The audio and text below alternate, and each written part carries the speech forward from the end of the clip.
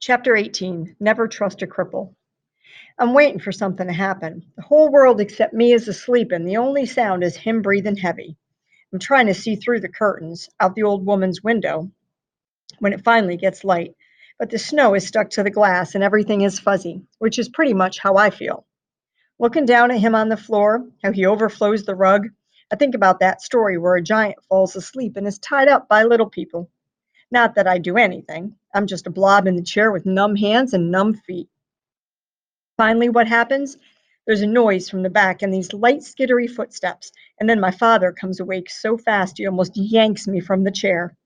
He's on his feet with this wild look in his eye, and Loretta Lee glides into the room. "Merry Christmas, boys," she says. She's got this pizza box in her hand, holding it out like a present. "Where's Ziggy?" my father asks. "Waiting for Santa Claus," Loretta says. "Ain't nothing open this morning, but we got this left over. You're welcome to it." "Best put that down," he says, and he pulls up on the rope and lifts me up. He gives her this cold look. "You go on and get Iggy," he says. Loretta Lee's wearing this long winter coat. It looks clean and brand new, so she probably got it for Christmas. But her legs are skinny and bare where the feet go into these old rubber boots.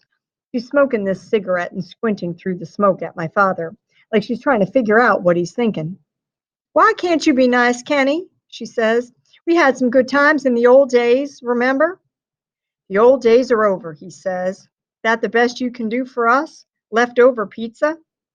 "Hey, pizza's good for you," she says. "It has vitamins and stuff." I still want to see Iggy.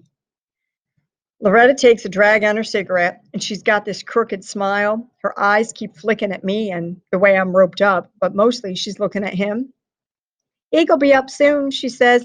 "He had himself a tough night." "I have business with him, Loretta," he says. "Important business." "I'm sure," she says, and she turns back in her boots and leaves through the back. The pizza box is sitting there on the table, but my father says we can't eat anything touched by her dirty hands. So he walks me out into the dark little kitchen, and he unties me, and we go through the cupboards and find mostly boxes of prunes and old cereal.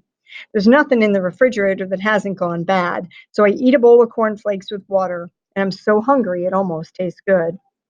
"This is what they call a temporary situation," he says. "I know a way we can live like kings. We play our cards right." He stops for a while and squints at me like he wants to see inside my head. "We'll be heading for warmer weather. That agreeable with you, boy?" "Yes, sir, it is." He seems real thoughtful.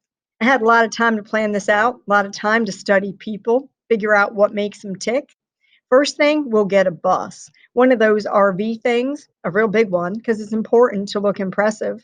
Put a name on the side, the Reverend Kenneth David Kane, or it might be that we'll go with another name just to be on the safe side. Did you guess I was a man of God, boy? Could you tell by looking at me? "Yes, sir," I say. No, sir." "What's that mean, boy?" I don't know, sir."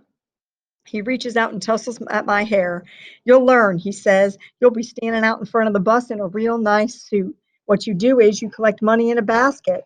You won't have to steal it because folks will give it to a man of God. And what they really love to hear about is a bad man who has redeemed himself, learned how to preach the word to a lot of illiterate convicts, but they were no more ignorant than a lot of other folk. No, sir, we're going to do just fine." After I finish the cornflakes, he ties me up again. "This is just a precaution," he says. "Can't take any chances until you see the light. You want to see the light?" "Yes, sir, I do." He's grinning at me and he taps himself on the chest and he says, "You're looking at it, boy. I am the light, and don't you ever forget it." He turns on the TV. It hardly comes in at all. The screen is so fuzzy, and he keeps switching channels, and he's cussing out the old lady for having such a crummy TV. All that's on is Christmas stuff and cartoons, and what he wants is the news to see if we're on it. "I bet they haven't even missed you," he says. "Kept you down in that cellar like an animal. How would they know?"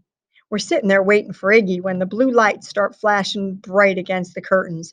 He quick grabs me by the neck and shoves me down on the floor, and we both lie there. The blue lights go by real slow. You can see 'em shining all around the room.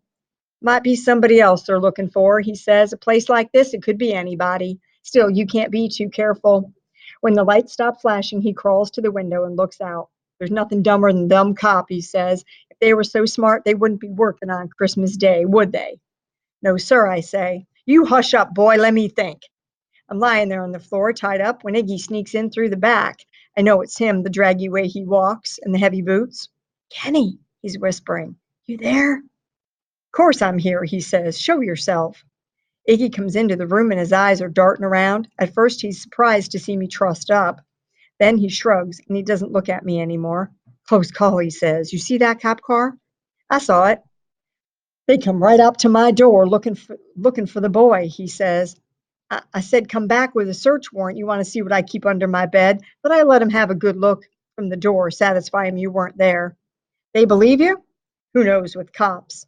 Then my father is sort of drooping his arm around Iggy and giving him a squeeze. You can see the cold, scared look in Iggy's little eyes and that wet mouth of his inside his beard. You turn on me, did you? My father says. That how they just happened to come to your place of all the places in this town? Iggy laughs, real nervous. It was that cripple midget kid, he says. They had him out in the car. It must have been him. Loretta saw him peeking over the seat. Freak.